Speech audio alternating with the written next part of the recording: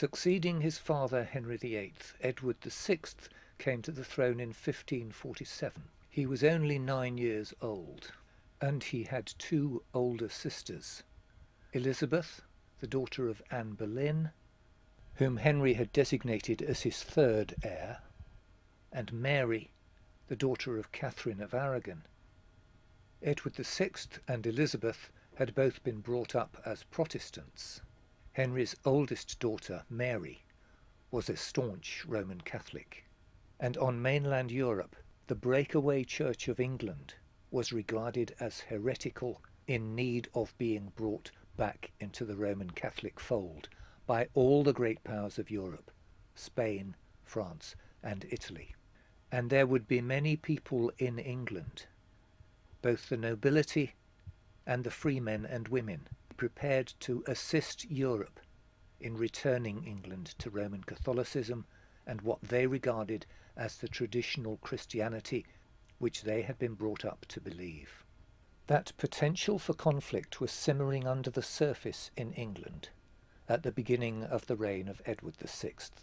But although this young king's time on the throne would be a short one, he left a legacy to England which we still enjoy today.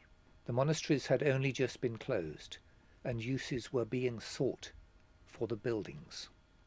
In Birmingham, a particularly imaginative group of people got together and set up what would become known as the King Edward VI's grammar schools.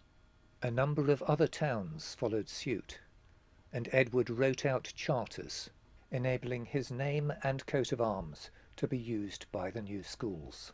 King Edward VI grammar schools can now be found in many towns throughout the whole of England, marking an enthusiasm for education which had started to sweep across the country after the publication of Thomas More's Utopia, a vision of what might be achieved in the future.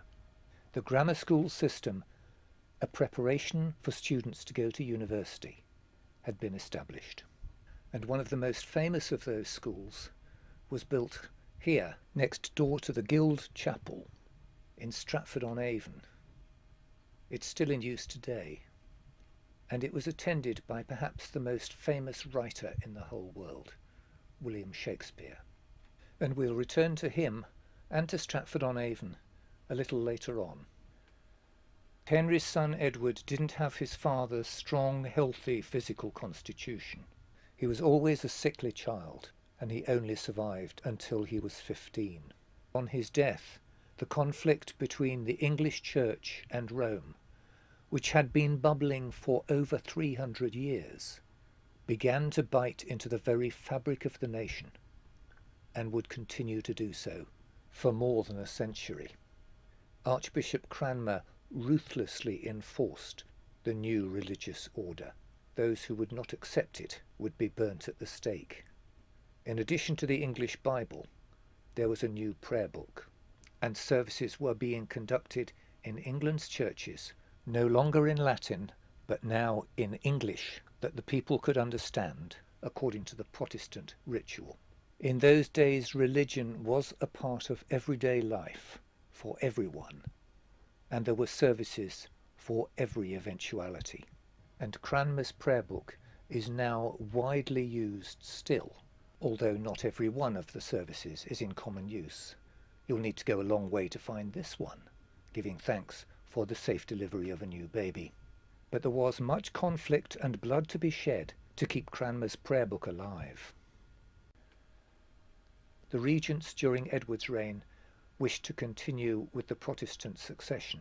The obvious candidate, Princess Elizabeth, resisted all the overtures of the Regency Council, and on Edward's death in 1554, the young Lady Jane Grey, a descendant of Henry VII's youngest daughter Mary, at the age of 16, was hastily proclaimed Queen.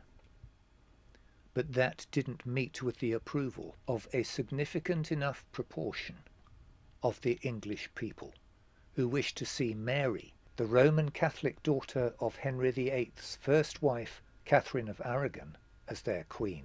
With her half-sister Elizabeth by her side, Mary came to London with an army And 10 days after being proclaimed Queen, Lady Jane Grey was beheaded, and Mary was installed as the Catholic Queen.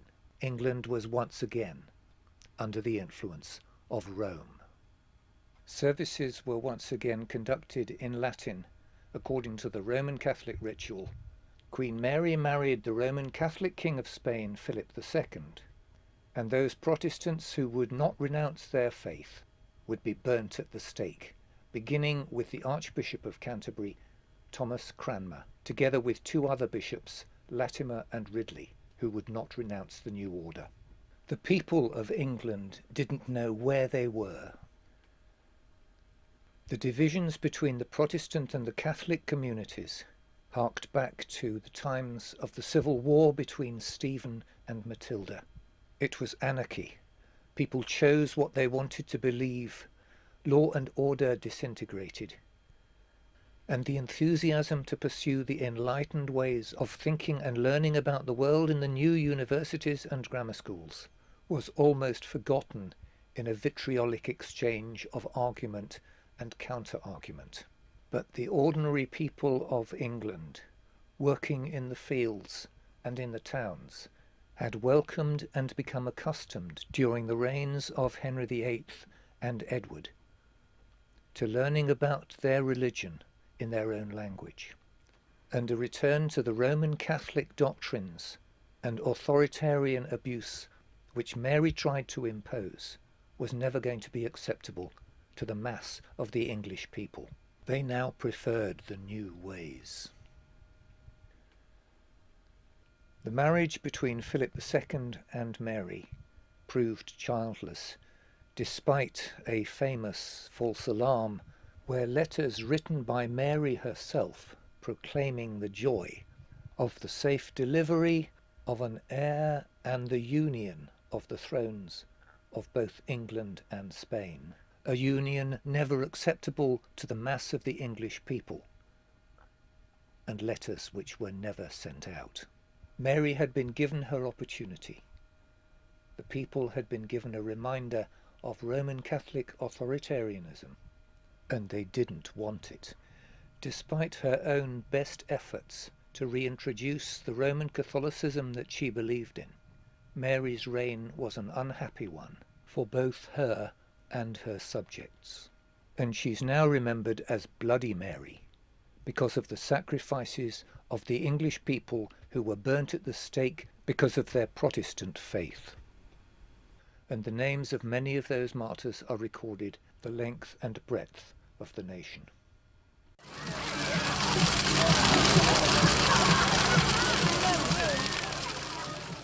This painful period for England lasted just 4 years. Mary died in 1558, and the problems of no universally acceptable heir to the throne would continue.